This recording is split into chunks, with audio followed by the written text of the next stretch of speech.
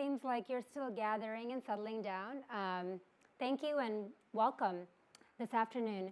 We have a great lineup of speakers here. We have Lilani, who's been investing in India since the mid-2000s at Saama Capital. We have Upal Basu, who ran Nokia Growth Ventures in India for 4 years, and now he's running it remotely from here. And then we have Karl Mehta, who used to be an investor at Menlo Ventures and runs EdCast, and also a social impact investor in India personally as well. And I'm Shruti Gandhi. I run Array Ventures, firm that I started about a year ago. This is going to be an exciting panel because India has, in the last few years, changed the direction under the new leadership. Prime Minister Modi has put in a lot of resources. He raised and announced a fund, I think close to $1.5 billion fund.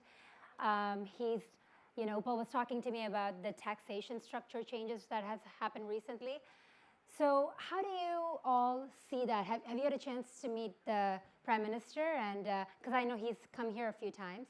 And how do you think, what is his, I guess, direction for the next 5 years in terms of venture capital and startup? Yeah. I think first and foremost, I think for the first time in Indian government, we actually have somebody in power who understands the impact of technology and venture capital. He is himself a user of technology. I've had the good fortune of meeting him several times when his first trip to Washington, D.C., and then his trip to the Bay Area here. And a group of us helped lead an effort to create a Startup India policy. And the thing that's impressive to me, putting aside the fact that India is a democracy, things take longer, it's not easy to make instant decisions, you have now a CEO-style decision-making prime minister who truly believes that the only way to move India forward is job creation. And for job creation, he believes that startups and technology can play a big, big role. But when he talks about startups, he means disruption not just in technology, but across all sectors. And what we found in working the Startup India policy is that he's very decisive, he moves fast. It's not always perfect the first iteration, but at least we get something out of his office. And the intent is very good. Now, we'll see over time how the execution is, but at least we have a government that now engages in dialogue, is willing to listen to constructive arguments. It's not they talk, we listen, and vice versa. It's truly a two-way communication. And I think there's 4 or 5 ministers besides him who are totally committed to really figuring out ways to boost the economy. And I think it's positive, right? I mean, I would say, having been investing in India, it's positive. They're thinking about things the right way. My theory is that we ask for 100%, and if we get even 60, 70%, it's much more than we ever have. So I'm feeling very positive as a result.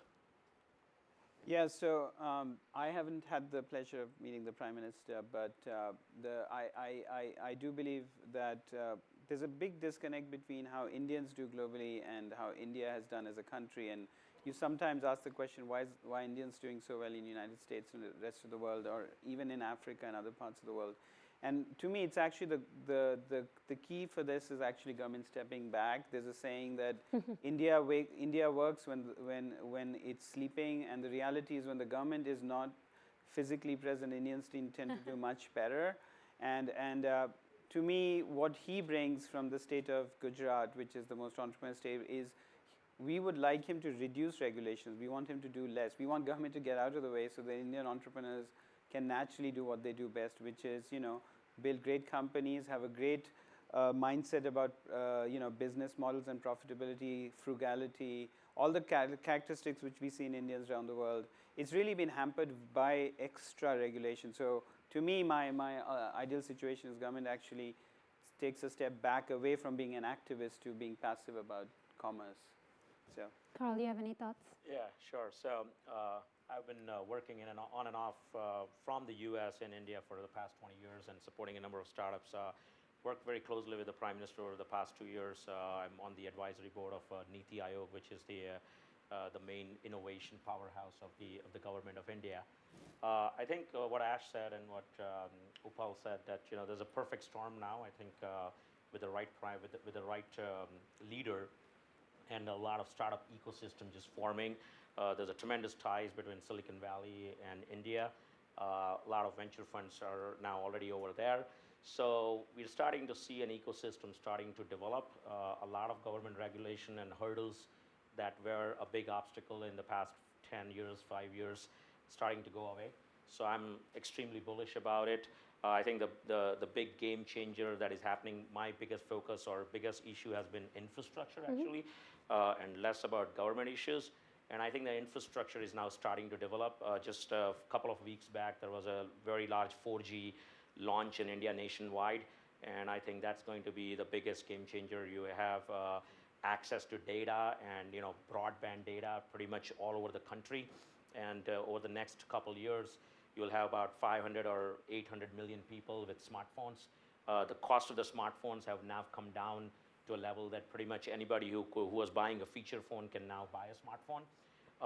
So the combination of 4G infrastructure, smartphones availability, the biometrics, which is now, you can actually know the identity of a billion people that has a biometric, and then also the combination, and also the availability of OpenStack in terms of payment infrastructure. India has been remarkable in terms of the national payment infrastructure. All of that is, I think, brewing the perfect storm to get a billion consumers consuming on digital India. So that's great. We were talking about the taxation as being one of the big changes as well that will really help the Indian startup ecosystem. But Ash and I were just chatting about, hey, is it better to have an Indian company incorporated in Delaware or in India or Singapore? And we still concluded Delaware is better.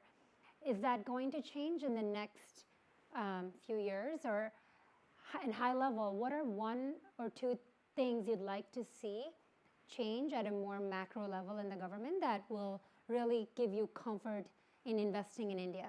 Yeah. So let me just take a stab at that, just for the team's benefit. Because India was under colonial rule, it has a very strong activist desire to help the retailer, the people at the bottom of the pyramid, to help retail investors when it comes to IPOs. And they created a SEC-like scenario where it's extremely hard for a company with high animal spirits and losses to go public. So bottom line is, in India, there's a very low level of participation of the retail investors. The government tries to protect them. You need to be a highly profitable business to really have a real chance of getting any institutional coverage. And so it's very hard for companies to list. And the successful stories out of India, the Infosys, the Wipros, they basically have parallel stocks. The stock trades in India and trades on New York Stock Exchange and NASDAQ. But they first had to list in India as a public company, as a profitable business before they could take that advantage.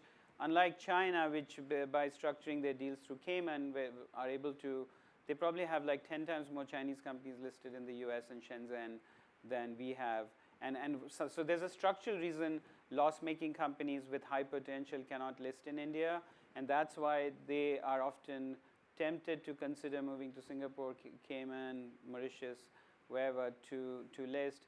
There's a lot of other issues which come with that, there's a lot of bookkeeping burden which falls on an entrepreneur to run a business like that. So small startups can't really do that easily. But unfortunately, that's the remnant of our socialist past, that we really want to protect the investors, so we make it really hard for companies to go public. Just to clarify a point, so I think the trend towards listing in Delaware today is more driven by regulatory reasons, as Upal mentioned, and also for optionality in exit time rather than taxation. I'll touch on taxation in a bit, but the interesting thing is that at times of exit, if you have a U.S. headquartered company, it just makes the transaction go easier. I've done Mauritius transactions where I've had an exit. I've done India exits, and it's always very complex, lots of hoops to jump. So I think it's just a cleaner structure, and it's easier going forward because there is no advantage of listing in India, right? So it keeps options open. In taxations, there are two things that have happened, I think, that are note. One is India forever had this taxation regime that you had federal tax, and then you had state-by-state taxes, excise taxes. I mean, it's just a whole long list. I mean, check into a hotel in India and check out today, and you just see the number of lines on taxes, like 8 or 9. But now going to this GST, standardization tax, which will be hopefully be implemented in April, it's already got presidential assent, has passed parliament. It will create uniformity, and it'll create simplicity, which I think will help boost the economy. So that's one. And the second is on taxation is that the government has now clarified this whole taxation regime for investors going forward by clarifying that Mauritius, Singapore, everybody will be on parity. Doesn't matter where you invest from, you pay 10% capital gains on private investments. So again, I think it's all about clarity and simplicity, which I think is a good move forward. And I think both of these are on their way to implementation. Cool. And let's get into a little bit of specifics about investing in India. Is e-commerce dead? If I had $1 for every time I was asked that question, I'll take a shot at it. I mean, so we have been investors in India. We believe that the time to invest in e-commerce in India was in the 2011, 2012 era, where we made investments in Snapdeal and Bluestone and others, and we kind of shied away the past few years. But look, there's no doubt there is a market in India. People are getting more habituated. It's the whole convenience factor that we have been spoiled with the US by Amazon and Google Shopping and everybody else. That's happening in India. If you live in Bombay and you kind of say, do I go down to my car, try to find parking, go in a store where I don't have the variety, the price might not even be cheaper, e-commerce is a solution. But the problem was that people got so excited by the opportunity that they thought that market share and GMV was the way to grow. Right? So there was a GMV race. Now, of course, you're hearing the GMV is no longer as important, but nobody focused on unit economics. It was all about market share because the belief was, it's going to be winner takes it all. And I think no one bargained for the fact that, you'd have the strong entry of an Amazon into the space, which it's not just about capital. Amazon, at least as part of our numbers, and I could be slightly off, but not that much off, is right now burning almost $110 million a month. Okay? Amazon is. In India, okay? So just think about it. Which private company can compete on that scale? But more than the money, they bring with them 20 years of experience in operations and infrastructure, and they're doing a great job. But I think each one is differentiated on their own. Snapdeal does a great job in second and third tier cities. Flipkart has a brand. Amazon has overtaken it. But the reality, it's not the fundamental business model issue if they return to unit economic discipline. The challenge is there room for more than one? I think there's room for 2 to 3. The market is different. And also, India is not a homogeneous market like the US. There are regional differences. There's differences in what people in second and third tier cities want. So I think there will be consolidation. There will be some cleanup. The challenge for the large Indian players is they've raised money at such high valuations that it is not sustainable to go out and raise money at those prices. So that will be the trick, is how can they get long-term capital to survive? But I think there will be 2 to 3 players, but you'll see some consolidation in the near term. So I have a slightly, more nuanced view, which is I think branded e-commerce is dead. If you're selling branded goods, electronics, consumer goods, the amount of margin you have to play with as a wholesaler, retailer, logistics, distribution is so thin that scale wins. And the reality is, unlike China. What do you mean by branded? Branded means, whether it's a pair of Levi's jeans or an air conditioner or a TV, basically produced by a branded company. The margin they give to the retailer to make a profit is so thin that within that you have to support the customer, acquire the customer, and distribute the goods and take a refund on that if they don't like it. Your flex is very little, and the distinguisher I'm going to make between private label products, which is really the trend even here, like Bonobos or others, where you end the entire supply chain so you have a much bigger amount of margin to play with as a business. So my one prediction is e-commerce will absolutely survive, but the Amazon will probably end up dominating the branded side of it. But end-to-end private label, whether it's for organic food delivery or organic juice delivery or clothing, has still a lot of potential in India, because the end-to-end value proposition is not something which a foreign company can replicate instantly. The other one where I think there's a huge opportunity is really e-services. India is very fragmented, whether it's for healthcare, for all kinds of services in your home. And again, in a society which has historically been disorganized, bringing organization can create value. But again, the key here is the entire value chain needs to be controlled by the e-commerce or e-service provider so that they can extract the most margin from that. But if you're just redistributing somebody else's products, like, as I said, a television set or a pair of jeans, I just think Amazon's going to win that business eventually. So my view is that in any category, if there is a bubble, if there is a boom, then there's going to be a bubble. And we went through some bubble in the e-commerce in India because the fundamentals are correct. what Ash mentioned, that there's a real need for e-commerce given how the infrastructure is. But the things that people forget is that it takes time. There's a patience required to build a market. So just because those fundamentals are right, there's a billion people are not going to start consuming in 1 year or 2 years or 5 years. So you got to have a 10-year view. So I think you are judging the companies too early. Second thing is, if you compare India with China, China has a lot of protection and some support from the government, so they can develop their own startups, and they have companies that compete with the Amazon and Google in China. Whereas in India, if you're a startup in e-commerce, you can get bulldozed by Amazon, which has $1 billion, which has 100x more capital, 100x more experience. So you got to, if you're an entrepreneur, you have to look into a sector where, can you really compete with some differentiation and some local knowledge that a foreign company which has 100x more resources than you can come in and can put you out of business. So I don't see in e-commerce that, there are some vertical areas within e-commerce that you may have that, but I think Flipkart and Snapdeals of the world have a lot of competition. I have more focus on edtech and fintech and clean energy. So that's where very specific localized knowledge is needed. Right. So let's, that was more of a joke question, and to give you all some raw. But it's a serious issue, though. Yeah, There's definitely. so much money at work. A lot of wealth will be destroyed, unfortunately, because of those two big companies. Yeah, but I'm sure the audience here, a lot of entrepreneurs are trying to look into trends. Let's try to go through a few word answers for some of the trends we're seeing. So I'll throw out a word, and you tell me in a couple words what you think. So smartphones in the next 2 years, where do you think it goes? Saturated? Growing. Massive growth, but not profits. So volumes does not equate to economic profits for the handset manufacturer. India will quadruple probably handset consumption because who benefits there? The consumer. But in terms of a company.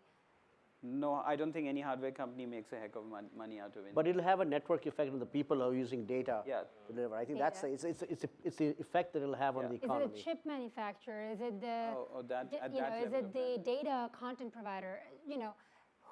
Who should these? Well, MediaTek will make a lot of money. They make the cheapest BOM cost chip systems on a chip, more than Qualcomm will from India, because when you make $100 chip, I think folks like MediaTek have an advantage. So it's, highly specialized component makers for sure will make money, but I don't think Indian companies will make money. But I think I have an interesting throwback to Karl on this, and you might have a viewpoint. One of our beliefs is that the growth of the smartphone, the affordable smartphone, will drive consumption and growth in rural India. Those folks who can't afford a data phone today will be able to afford a data phone. And we have investments in several companies that are for profit, but they're serving those rural markets where they're causing impact. So I think that's an interesting area, because that is truly still a vast area. I don't know if Karl, you have anything? Absolutely. Well, so one of the big mistakes that the entrepreneurs have made in the past 5 years is they've all looked at like the 10% of India. But I think Ash pointed out that it's not one homogeneous market. I believe there's like 3 Indias in one India from an economic pyramid standpoint. There's I would say like 70, 20, 10. So there's a 70% of India that is still highly rural. They're still on probably feature phone. Most of them don't even have a phone. They can't even afford it. Very below poverty line or somewhere close to that. There's 20% that is kind of like the middle class that we talk about in the US. Not at the purchase parity level, but at least they can have a two-wheeler, they can have a television and a refrigerator. They have a, income daily, monthly predictable income. And then there's the 10%, or you can argue whether it's 5%, that is the affluent class, right? Which is actually living the lifestyle that we live in terms of consumption of energy and consumption of everything else. So what you asked would benefit is to really penetrate now for the entrepreneurs who were not able to go beyond the 10% or 20%. You can actually now go and access the real 100% of the market. So let's talk a little bit about some of those trends. Agriculture. Is there anything entrepreneurs can do to work with the government or with the rural population to really make a difference there? It's one of the largest agrarian country in the world, and I don't see that much tech being. It's coming. Yeah. It's coming. So I think the biggest issue is the loss of fresh produce in the supply chain. India is one of the world's most productive agriculture country, but I had stats like 70 to 80% of the food doesn't even reach the final consumer. In United States, 50% gets wasted after it reaches your fridge. In India, it actually doesn't make it to your fridge. So we don't have good cold storage. We don't have good transport and logistics. We cannot, a lot of our foods don't get preserved properly. If only that one problem was solved, we would double our food productivity instantly. In addition, there's so much more high quality stuff happening on the organics, food movement, et cetera, But to me, at a fundamental level, just preservation of that food. And also, a lot of the farmers get exploited by middlemen along the way who take advantage of price dislocation. And I think the smartphone does have the ability for the farmer to know that what is really selling at Bombay, mango selling for 50 rupees a kilo, why am I getting 5 rupees? The intermediary is clearly exploiting me. Over time, I think that arbitrage will disappear and the farmer should benefit more of that value. But right now, there's just so many steps along the way. And logistics are so complicated that people, the real producer of these goods is being taken advantage of. Well, one side effect or unintended consequences of the boom and bubble in e-commerce is that the supply chain has gotten better. So even though the e-commerce company didn't make money or they're losing money, now you have the delivery bikes and the delivery trucks, and you can get within 24 hours something delivered somewhere.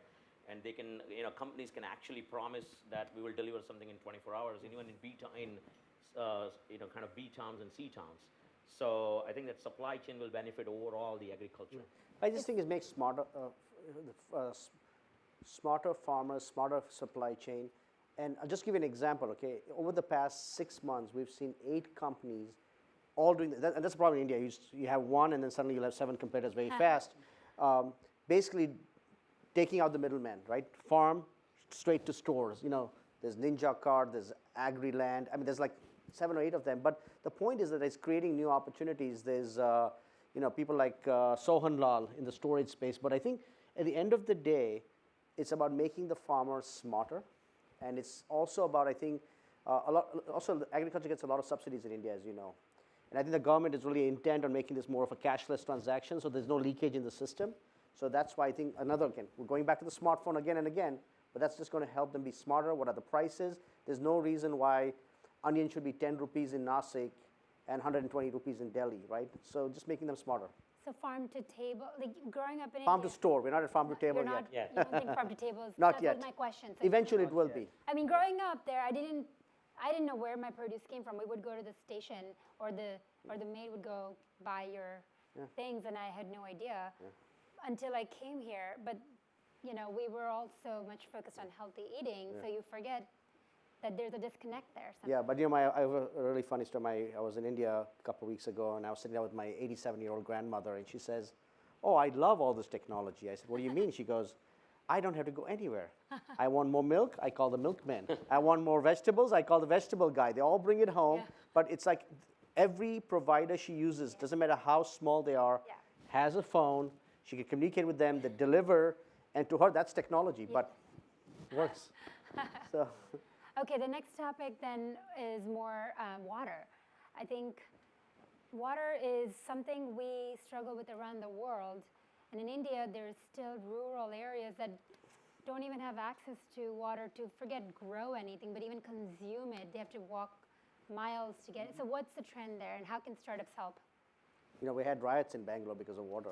I mean, it's a scarce commodity. I mean, I don't know if when you drive through people's houses, you see these tankers of water coming in, right? Yeah. So one of the innovation that I've seen in water is the concept of water ATM.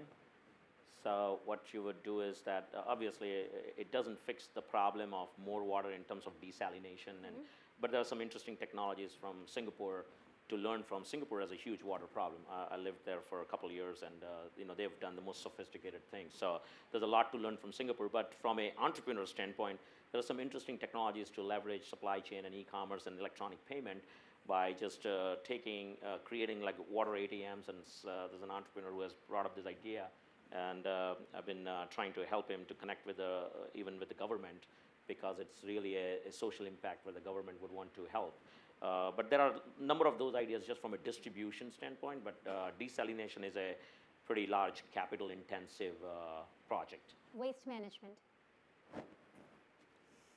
I just feel like these are opportunities that actually I've seen more I don't want to call it social, but for-profit companies tackle here now. Yeah. And Recology and all these companies are very big companies here that are making money. But in India, we still have these issues that I think entrepreneurs have an opportunity to do something. Yeah. And I'm touching these topics because on our prep call, you were talking about this, Ash, where you said most companies in India are not just in startup world, don't have to be tech, they can be non-tech. Yeah. So if that's the angle we're taking, why not these hard topics?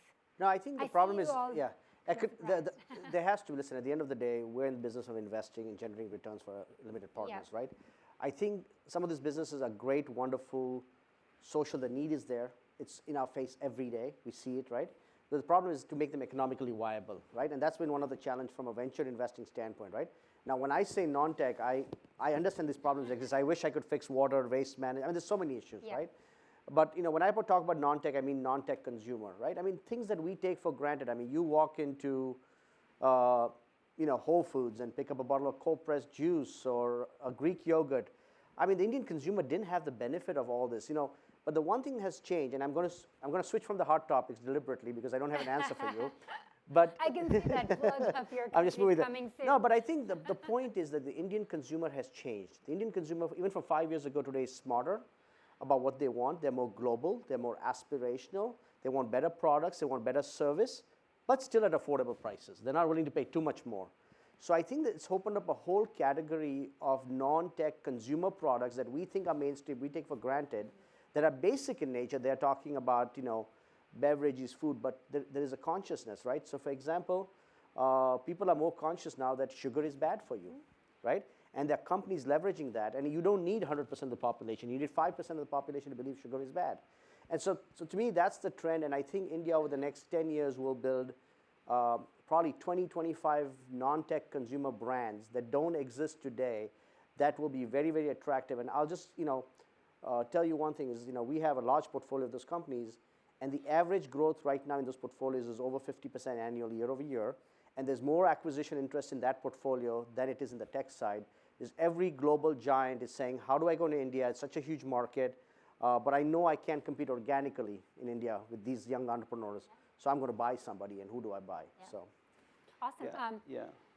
Yeah, I know. I completely agree. I think 5 or 7 years from now, you're going to see the next set of Indian unicorns which are really non-tech. I think the first generation was a lot of folks who were educated in the United States or were inspired by what was happening in the US Silicon Valley and tried to replicate that in India.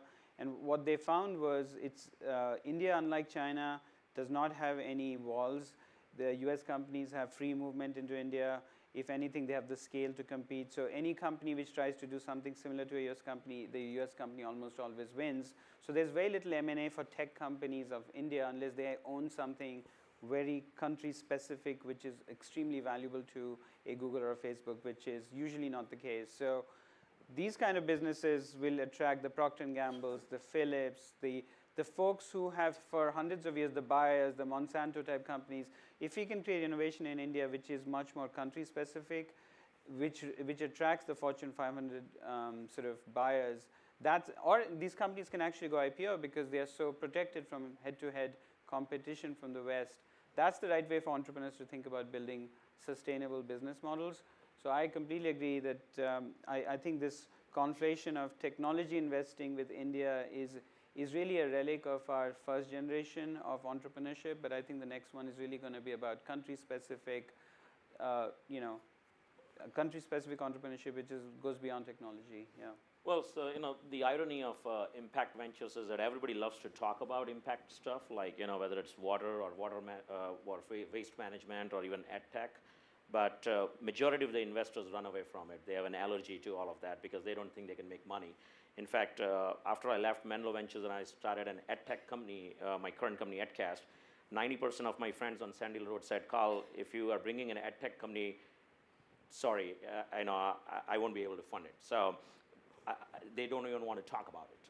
So I think a lot of entrepreneurs likes to do social impact stuff, but the funding is just But I think huge. in India, education is the Huge the backbone Huge. for the economy. So the and EdTech job creation that Exactly. we're hoping. So just in the past couple years now, I think out of any of those sectors within water or waste or something, EdTech is starting to get some. But is it more in the higher ed, lifelong learning, different categories? Yeah, so there's at least 3 categories in education. Yeah. There's K-12 market, there's higher ed market, and then there's lifelong learning, corporate learning. We saw now Chan Zuckerberg Foundation putting in $50 million into Byju's, which is a great news and very welcome. So EdTech is starting to now rise, so that's the good news. But I have an investment in a company in energy, in clean energy. And we were lucky to get some small investment from Senate Road, from Coastline Impact Fund, but it's been very hard, very challenging to get funding. Let's move the pace a little bit. We're running out of time, and I want to make sure we have time left for questions. So, what have you learned in the last year individually in your areas of investing in India? In less than 15 seconds. Patience, and don't chase with the herd. Make your own gut decisions. So that's why I feel lucky. No hyper-local investments, no food tech investments over the past year, so I'm good. I would say India is a country where you don't need to be a first mover. The duration and gestation period for businesses is longer. You can come and join the ride later on when more cards get unfolded along the way. And valuations tend to go up and down much more rhythmically in India than any other part of the world. So if things seem overvalued now, 2 years from now, they'll be completely reasonably valued. So if you believe a company has a 10 to 15-year-old sort of to get to real scale, there's many ways to join the ride. The key is to have a distinctive thesis, a differentiated way of thinking about what creates value, and waiting for the right time to join the ride. I focus on companies in India. They should be thinking global from the day one, because India, it's very easy to get obsessed about India as a $1.2 billion or 1.2 billion people market, but you have to build something that is globally scalable, because you may require a lot of patience until the India market really pans out. Mm-hmm. So it's a good question. Do entrepreneurs in India have to build India-focused businesses when they start, or do they start thinking globally from day one? I think historically it was I think the one trend that's changing is the fact that because of SaaS, for the first time, we're actually seeing the opportunity to build global companies out of India. And you're seeing founders, building a company up to a certain stage where they prove the viability, and then one of the co-founders moves out here to the valley, and basically all the client base like is the US-based. Israeli and other models. But I think SaaS has enabled India to get, because in the past, competing on hardware and stuff, it never was going to work. But I think we're seeing software as a service as being an exciting area for India. So good segue into that. I invest in enterprise and deep tech, and I haven't seen that much AI, robotics kind of companies come out of India per se. I did see some hubs getting formed in Chennai and around Bits Pilani areas. Am I missing something? So I grew up in a professor's family in IIT Delhi, and India has incredible academic institutions, but they produce these amazing students who leave after their bachelor's degree. India does not have incredible PhD programs and research institutes for fundamental research. There's a couple, but it's an exception. So I don't believe India has a comparative advantage in robotics, AI, or ML. They can take AI and apply TensorFlow to an Indian problem and create an incredible business out of it. But to recreate TensorFlow in India doesn't seem to make a lot of sense.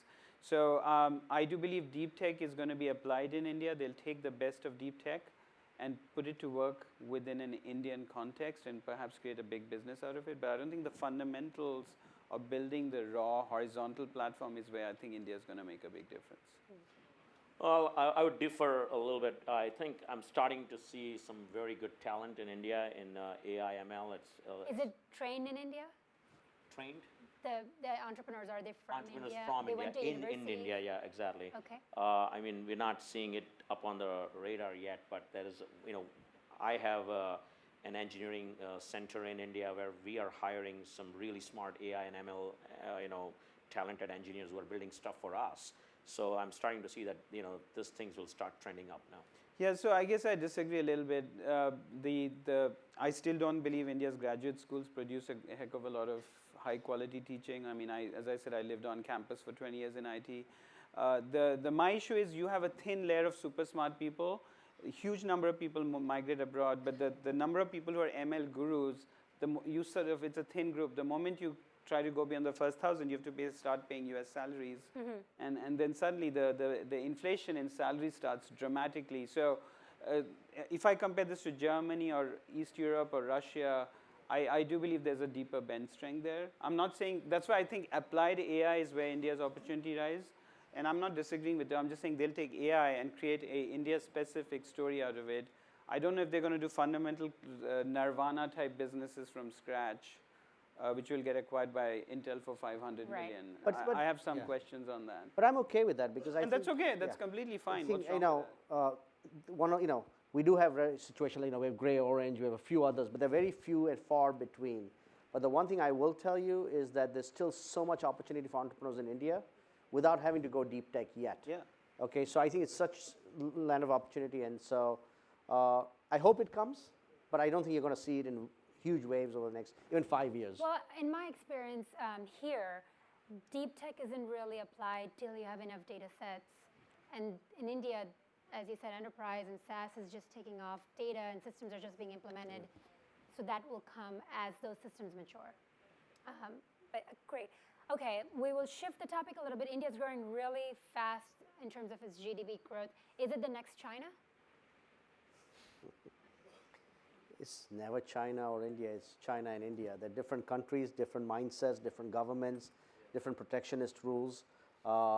I think India has definitely long-term potential. People like to say, oh, China, India has 5 years been China, but I've been hearing this since 2002, 2003, right? I think there are different opportunities, and if you start comparing them, you'll never be successful investing in India. You have to look at India with its own set of opportunities. Stop comparing to China. Same way you should not compare to the US. You should focus on what is the local opportunity and what works in India. So besides the population, I don't think there's much to sit here and from an investor standpoint look at China. Yeah, I mean, that's just my I think they're so different. One fundamental difference which may be apparent to you or maybe not is China protects its entrepreneurs by effectively creating this huge walled garden. Try to log on to Google from Beijing, you can't even log on to it. And because of that, they've created Baidu, Alibaba, Tencent-like organizations, which are initially were copycats and now basically have become innovators because once they reach scale, they have started doing things even American companies are not doing. But they were protected for 10 years. They were sheltered from competition.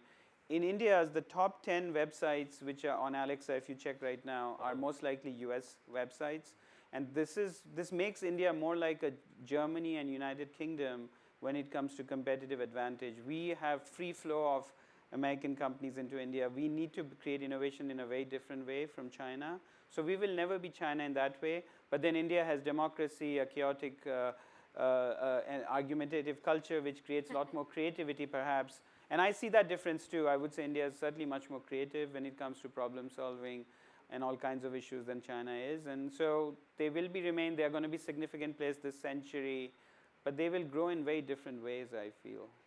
So as an American entrepreneur looking at China versus India, we as a US company, we've seen that there's demand both in India and China, but it's much easier, like to Upal's point, as a US company, we're able to set up, scale much faster in India just as a wholly owned our own company, and we can protect our IP. We can make deals directly with the customers. We're able to hire people. So we've grown pretty fast as EdCast in India, but at the same time, we're looking at China market, and we do get a lot of interest from China saying that, hey, we want to bring your company here, but all the rules are, everything is so opaque, and we don't think that we can operate there just by ourselves. We might have to find a joint venture partner. That joint venture partner can have pretty goofy stuff in it in terms of how the deal gets structured. So, as an American entrepreneur looking at China, and it's not that I'm, originally, I'm an Indian American. Just as an American entrepreneur, I look at India and China as a big difference between the two. Great. Let's open up the stage for some questions from the audience. Yeah, everybody knows that there are core infrastructure problems, especially the transportation side, surface transportation, and that needs both mindset change, but also technological change. It's not just deep learning and machine learning. Ultimately, you need kind of cutting-edge technologies, but still really that kind of increases speeds, capacities, efficiencies. The core problems that we're kind of India to move forward in progressive fashion, and that needs entrepreneurs ultimately. Big companies have their own problems. Even here, like essentially, like there's a problem. Like surface transportation is a problem here as well. Like, what are your thoughts on that? But that needs some mindset change, both from the VC's point of view, like as well as in a government's point of view. So look, I completely agree with you. I just like India skipped mainframe and PCs and moved straight to smartphones. We need to skip these highway building massive situations and try to move to ride sharing much faster.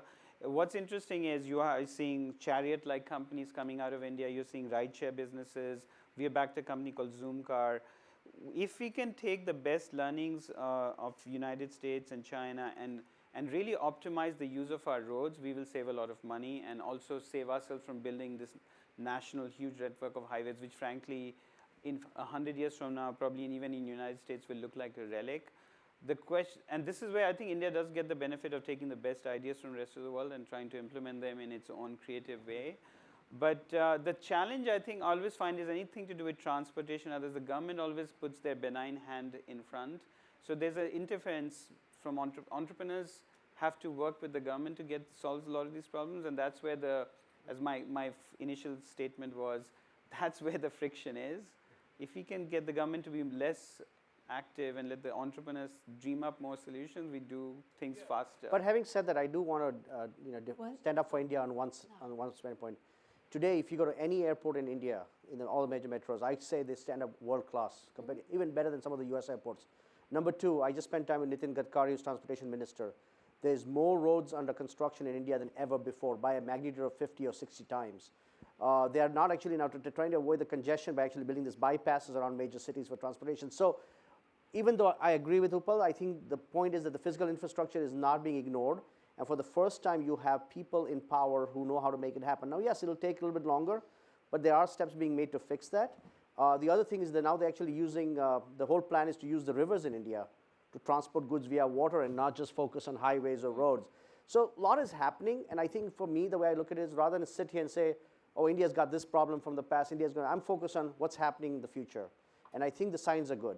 We have 3 minutes. Let's try to cover questions from other audience members. So you talked about the e-commerce market, and Flipkart and Snapdeal had the head start in India as the local competitors, and now Amazon has come in as the big global giant and has done very well in India. What is the response of companies like Flipkart and Snapdeal? What can they do to compete at this point?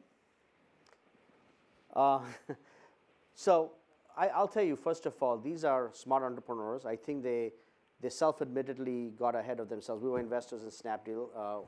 In full disclosure, we have exited the company a year ago. But the reality is that, as I said, there's room for more than 2 or 3. But they're getting the unit economics straight. They're focusing on cutting the burn. They're focusing on simplifying their distribution. So I don't think the game's over yet. But it's hard to compete with Amazon. The kind of capital we talked about is tremendous. So they are responding, and I think some of them will survive. It's not over yet. Great. Yep.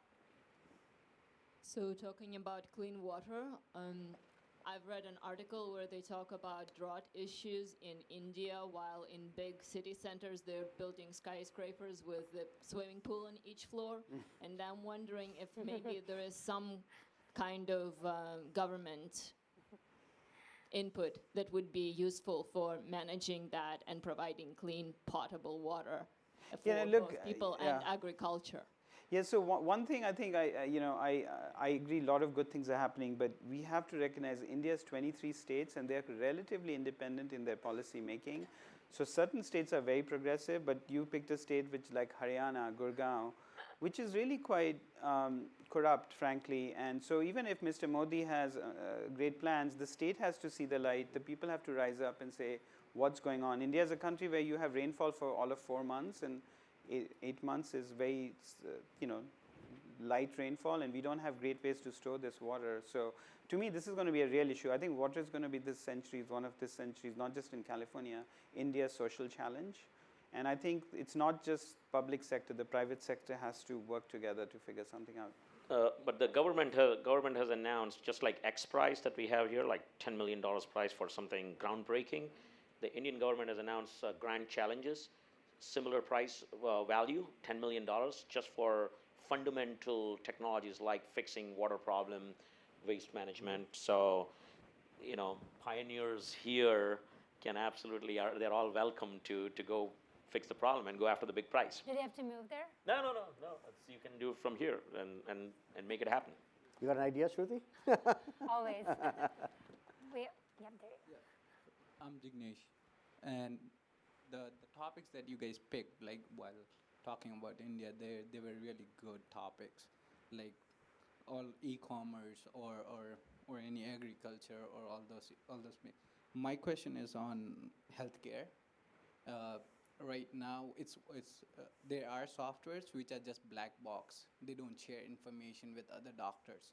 So looking at a higher entrepreneur level, if there was a software that was created which would share information within the doctors, share information for a doctor from place A to place B, what would that look like? And if somebody's looking at it, what do you guys see a scope in it? Yeah. Well, we've looked at, so India has 1 bed for 1,000 people, China has 6 and United States has 3. So India doesn't have enough beds, so we need to provide more care outside the hospital system, in homes, through telemedicine, through home care. So some amazing companies are coming up which are trying to reduce the burden. So scaling each doctor to treat 10 times more patients without the patient having to physically show up at the location of the doctor. There's a lot of people working on that problem. There's a company called Liberate, there's Practo, there's Portia, there's a bunch of very well-funded companies. Again, it'll take time, but I think this is one area which I think people recognize is a real issue. We're not going to create 10 times more doctors. We just need to figure out how to make them more productive. I think more around patient records, though. Yeah, but I think that's happening today. But I think there's still closed networks, right? Yeah. Because people are not still going to share within outside of networks without permission or approval. Mm-hmm. So we have an investment in a company called Modern Family Doctor, which provides a chain of primary healthcare clinics, and usually lower middle class neighborhoods. And they have a network, in all their 60 clinics where information can be shared from clinic to clinic. And the only time it goes outside the network if it's requested by the patient with consent, which is similar to what it's here anyway. So I think I don't think that, to be honest with you, there's anything unique in creating that software.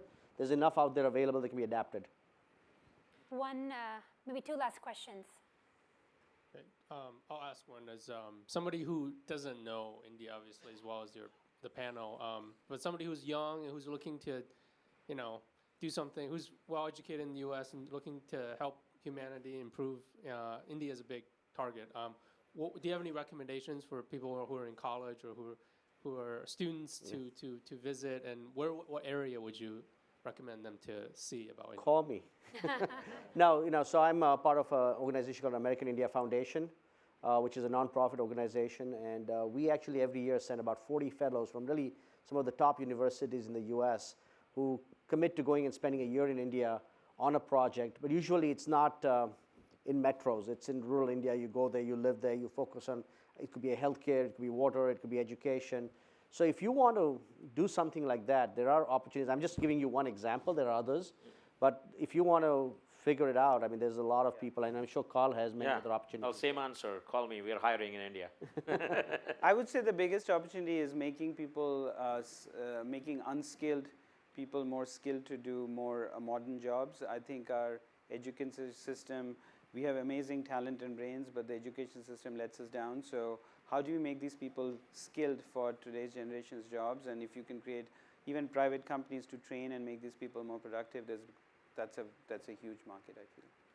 One last golden final question. Yeah, you talked about openness and sort of less regulation in the government now, but might that not, in a way, have more international companies come and suppress Indian entrepreneurs and businesses in a way?